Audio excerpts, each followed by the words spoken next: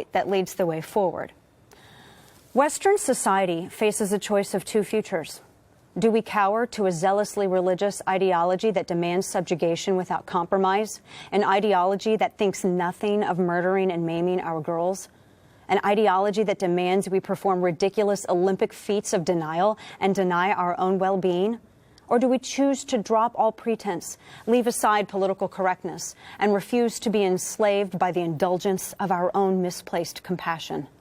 Some hearts and minds can be changed, but these dogs are beyond the reaches of love, reason, or logic. There is no diplomacy with anyone who celebrates tearing apart young girls with ball bearings, nails, and screws. Such people must be exterminated from the face of the earth in such a fashion that people a millennia later will tell stories about the brutality that awaits such brutes. A God that calls for the murder of girls is a weak, impotent God. Make these barbarians fear the wrath of the West. We didn't start this war, but we should end it, and can. A society that cannot protect its children is a doomed society. Homeland Security says that over 740,000 foreigners overstayed their visas last year. UK Intel reports that over 3,500 potential terrorists, 400 ISIS fighters, have returned back to the UK from Syria. The OSU terrorist stabber was a Somali refugee. The Minnesota Mall terrorist was a Somali refugee. The Stockholm truck terrorist was an asylum seeker from Uzbekistan. The attempted attack in Austria this year was carried out by a migrant. The Antwerp terrorist attack in March was carried out by a Tunisian migrant. The Paris and Belgian terrorists were allowed to travel and escape freely between European nations due to the EU's policy of open borders.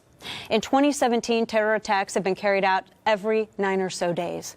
And for the people who believe it's bigoted to discuss border security, who view borders as walls rather than bottlenecks, to slow the flow of entry, to better ascertain who is entering, take your locks off your doors. Take your little alarm signs out of your front yards and the stickers off your windows.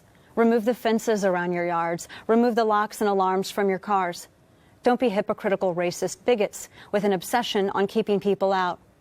For those who have placed popularity with terror groups ahead of the security of your own citizens, look at the face of 8-year-old Safi Rose Roussos and ask yourself if it was worth it.